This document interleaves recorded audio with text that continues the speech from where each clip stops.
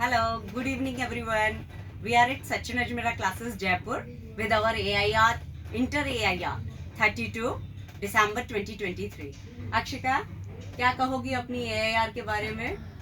Ma'am बहुत अच्छा लग रहा है, इसलिए भी क्योंकि मम्मी पापा को बहुत प्राउड फील हो रहा है और खुद को तो हो ही रहा है और टीचर्स को तो स्पेशली हो ही रहा है बहुत ज़्यादा। अच्छा, तो इसमें आप कहोगे कि मेंटरशिप का बहुत बड़ा रोल रहा? यस मैम, बहुत ज़्यादा रहा। ओके, आपको लगा था जब आप तैयारी कर रहे थे कि AIR तो आएगी ही, या मेरी तैयारी इस लेवल की हो रही है?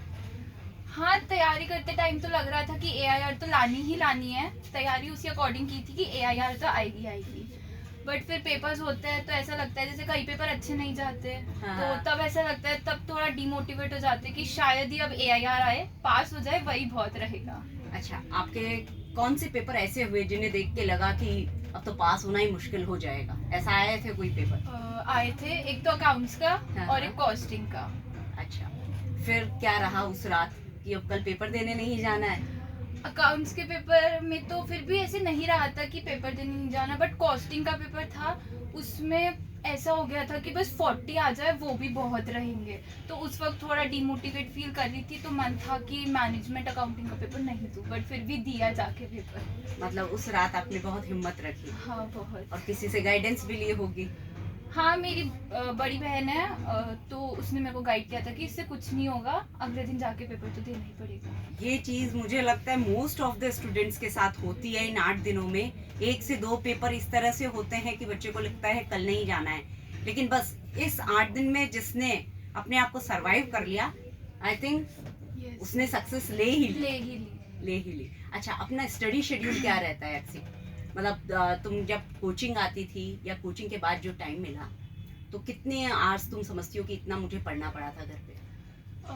कोचिंग आते थे तब 5, तो कोचिंग में बच जाते थे 4:30 5, तो फिर उसके बाद में घर पहुंचने में 1-1.5 घंटा तो लगता ही लगता था।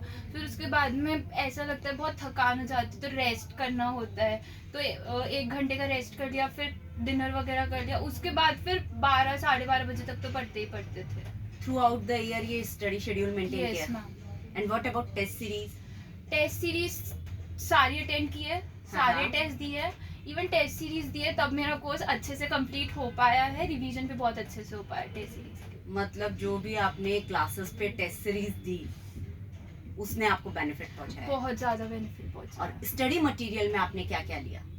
स्टडी मटेरियल में सर ने जो नोट्स प्रोवाइड किए थे वो, रिटन नोट्स, होमवर्क में जो क्वेश्चंस वगैरह मिलते थे जो नोट्स में आ जाते वो किया था, और मॉड्यूल किया था।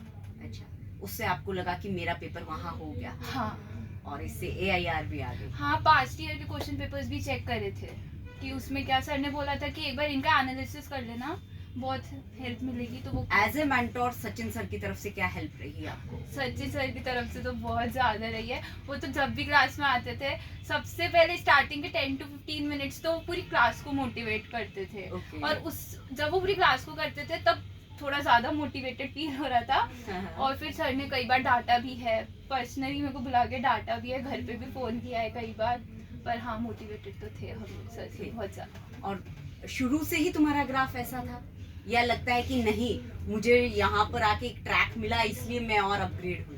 शुरू से तो नहीं था। ऑब्वियस ही बात है, यहाँ पे आके ट्रैक मिला, सर ने सही ट्रैक दिखाया मेरे को, मतलब आपने भी दिखाया मेरे को सही ट्रैक। सही मेंटरशिप आल्सो वर्क्स। तो स्टूडेंट्स में यही कहना चाहूंगी कि एक एवरेज बच्चा भी बहुत अच्छा परफॉर्म कर लेता है अगर उसका कंटिन्यूसली ईयर राउंड उसका अगर स्टडी आवर अच्छे रहते हैं और टेस्ट सीरीज वो अगर देता है। Okay, thank you Akshika for being with us.